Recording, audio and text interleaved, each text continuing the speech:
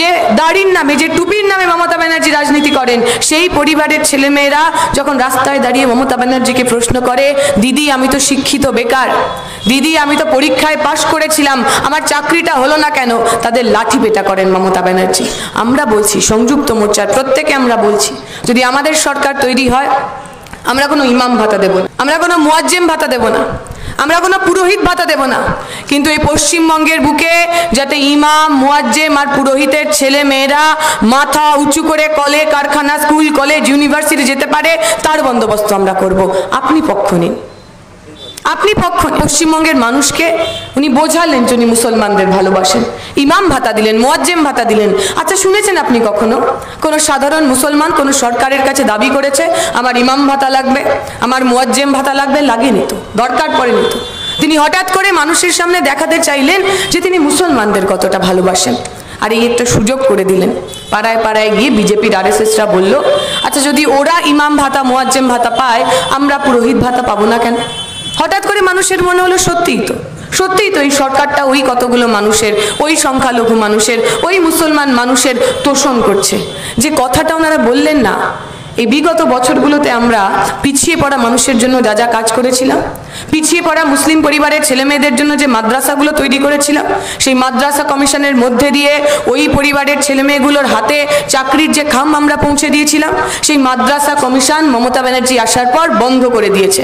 যে মুসলমানের নামে, যে টিকির নামে মমতা ব্যানার্জি বললেন উনি অনুদান দেবেন, ক্লাবে ক্লাবে অনুদান দেবেন। কিসের জন্য ক্লাবে অনুদান দেবেন? মাঠ তৈরি করার জন্য না। কিসের জন্য ক্লাবে অনুদান দেবে?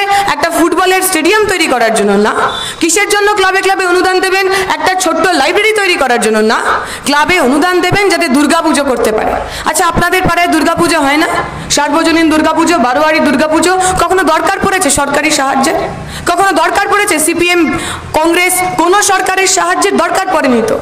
বারোয়ারি পুজো, সার্বজনীন পুজো মানে একটা পাড়ার সবাই একসাথে আসে, নিজেদের মতো করে চাঁদা তোলে।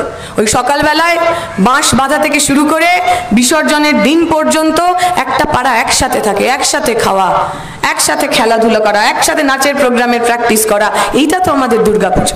মমতা ব্যানার্জি ওই দুর্গাপুজোতেও সরকারকে টেনে আনবেন। আমরা প্রথমবার দেখলাম, আমরা তো বলি আমরা একটা ধর্মনিরপেক্ষ দেশ, মডার্ন স্টেট, আধুনিক রাষ্ট্র। আধুনিক রাষ্ট্রের প্রাথমিক শর্ত কি? Separation of the church from the state. ধর্ম এবং রাষ্ট্র দুটো আলাদা আলাদা হবে। আমরা দেখলাম মমতা ব্যানার্জি 10টা বছরে প্রতিদিন প্রতিনিয়ত ধর্ম এবং রাষ্ট্রকে, ধর্ম এবং রাজনীতিকে এক জায়গায় এনে দিলেন। এবং যদি ধর্ম আর রাজনীতি এক জায়গায় এসে যায় তাহলে লাভ কার? নেতাজি সুভাষচন্দ্র বসু বলেছিলেন যে আর যাই হোক ধর্ম আর রাজনীতিকে কোনোদিনও এক করা উচিত নয়। যদি ধর্ম আর রাজনীতি এক জায়গায় চলে আসে তাহলে যা হয় তাহলে বিজেপির উত্থান, তাহলে যা হয় তাহলে আরএসএস এর উত্থান। কারণ আরএসএস এর হিন্দুত্ব মানে কি? আরএসএস যে হিন্দুত্ববাদের কথা বলে সেটা তো আপনার দুর্গা পুজো নয়, সেটা তো আপনার সরস্বতী পুজো, লক্ষ্মী পুজো, কালী পুজো নয়। আরএসএস যে হিন্দুত্ববাদের কথা বলে, বিজেপি যে হিন্দুত্ববাদের কথা বলে, তার মানে হলো হিন্দু রাষ্ট্র। আমার রাষ্ট্রের একটা ধর্ম থাকবে, আমার রাজনীতির রং আর আমার ধর্মের রং দুটো এক হবে। মমতা ব্যানার্জি বিগত 10 বছরে পশ্চিমবঙ্গের বিনির্মাণ করেছেন।